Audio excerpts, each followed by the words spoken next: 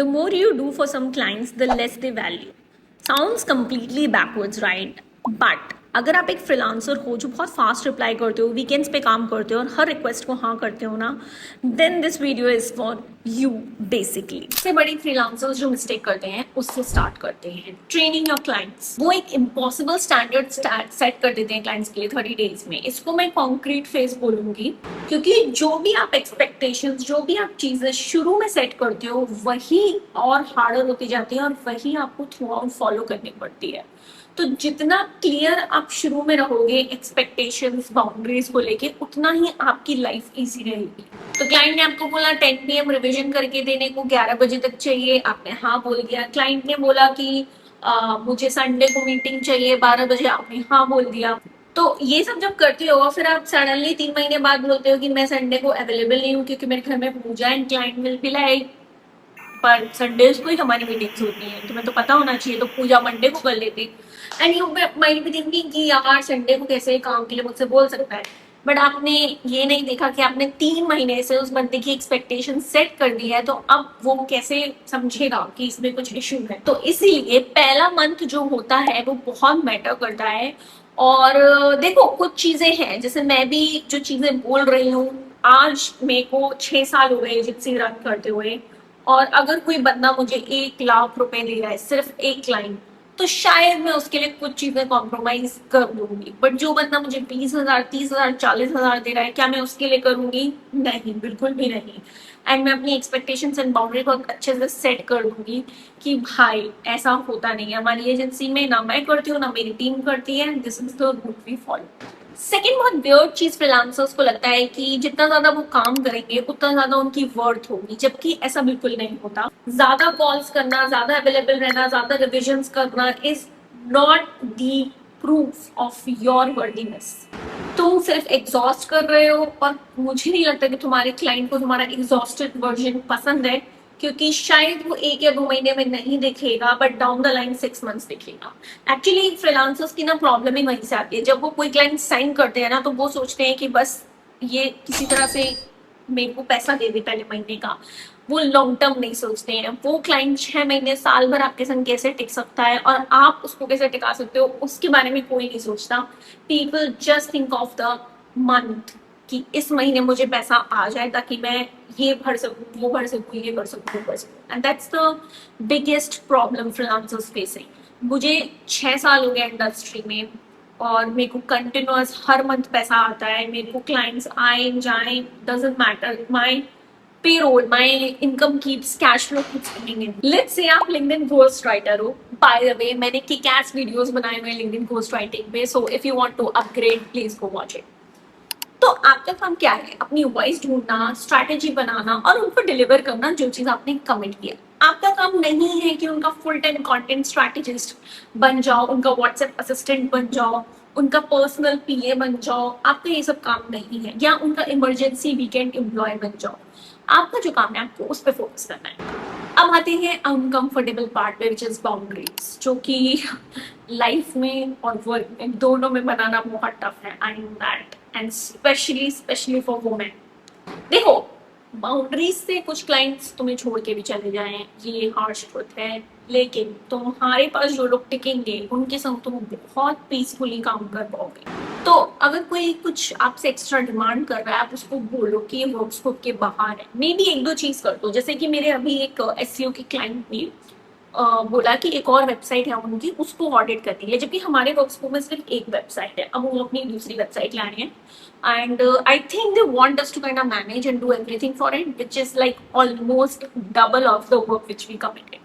तो मेरे वर्कस्कोप में वो चीज नहीं है, बट क्या मैं उनको कुछ ऑफर कर सकती हूँ? यस, मैंने बोला हम ऑडिट ऑफर करेंगे, हम कीवर्ड्स आपको बता देंगे, एंड ये सारा हम कर दे देंगे। लेकिन हाँ, प्रॉपर SEO एंड ऑल करना है, then it's a whole new project basically for us, so you have to look into it. So ये आपको बोलना पड़ेगा। तो जो गुड क्लाइंट होगा वो बोलेगा कि ठीक है, हम इसको नेक्स्ट फेज में देख सकते हैं या नेक्स्ट मंथ में देख सकते हैं जब हमारा न्यू इनवॉइस होगा।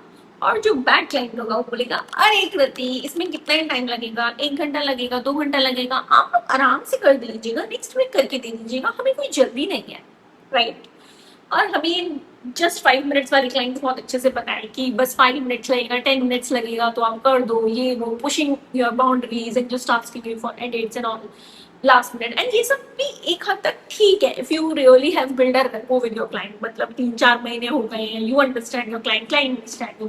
बट आई डोंट थिंक कि from the start you should do this, क्योंकि it will just kill your boundaries and it will exceed their expectation। आप इस चीज को आज नहीं समझोगे क्योंकि आई एम प्रेडिक्टिंग कि you are in your 20s and 20s में हमारे पास इतना टाइम होता है, इतनी एनर्जी होती है कि हम बस वेस्ट करते हैं। हम उस चीज को रियलाइज नहीं करते कि जब जब एजिंग होती है तब तब हमारी एनर्जी कम होती जाती है, हमारे पास उतना टाइम नहीं बचता क्योंकि हमारे पास रिस्पॉन्सिबिलिटीज बढ़ती जाती हैं। तो इसीलिए क्योंकि मैं 31 की हूँ तो मैं आप लोगों को बता सकती हूँ मेरे पास भी बहुत एनर्जी थी और मैंने बहुत वेस्ट किया 20s में।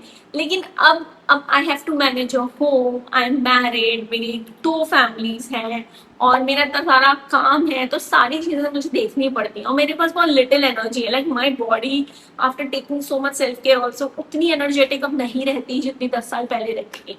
सो आई कैन अंडरस्टैंड कि एनर्जी और टाइम और मेंटल पीस ये सब बहुत लिमिटेड होता है। तो आज आप वेस्ट कर रहे हो सोच के कि यार ये क्लाइंट मिल जाए, 10-20 हज़ार रुपए मिल रहे हैं। एंड आई नो जिनको बिल्स पे करने हैं, जिनके ऊपर काफी रिस्पॉन्सिबिलिटीज है, उनके लिए बहुत इंपॉर्टेंट भी है।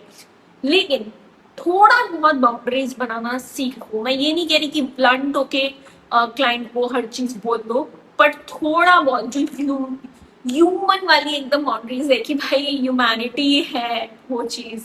Like as a human you need rest on weekends और एटलीस्ट ऑन संडे। तो वो सारी चीज I think you should work on it. अब नेक्स्ट चीज है कुछ लोग शैडो एम्प्लॉय बन जाते हैं, रियलाइज नहीं करते पर बन जाते हैं क्योंकि जनरली बहुत लोग पहले एम्प्लॉयज बनते हैं फिर अपनी जॉब से नाखुश होकर फ्रीलांसिंग स्टार्ट करते हैं। तो उन्हें रियलाइज नहीं होता कि वो एम्प्लॉय वाला माइंडसेट लेके ही फ्रीलांसिंग में जा रहे हैं, जबकि फ्रीलांसिंग में अलग माइंडसेट चाहिए होता है।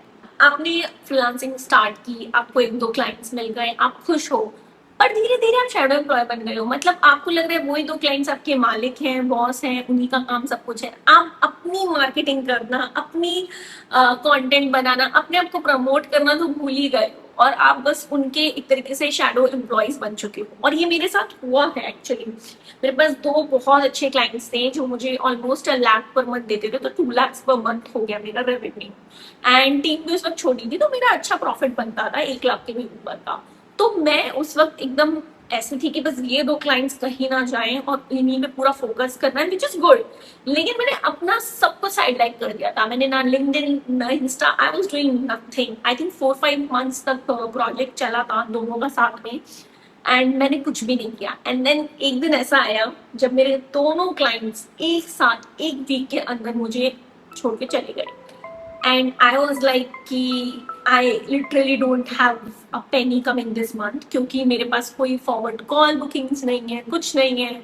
एंड मैंने सब कुछ जीरो से काइंड ऑफ स्टार्ट किया और ये रियलाइजेशन फिर मुझे हुई कि मैं एक शैडो एम्प्लॉय बन गई थी। एंड मेरे पास चाहे कितने भी क्लाइंट्स हो, कितना भी रेवेन्यू, आज हम ऑलमोस्ट 4 से 5 लाख का रेवेन्यू कर रहे हैं महीने का एजेंसी का।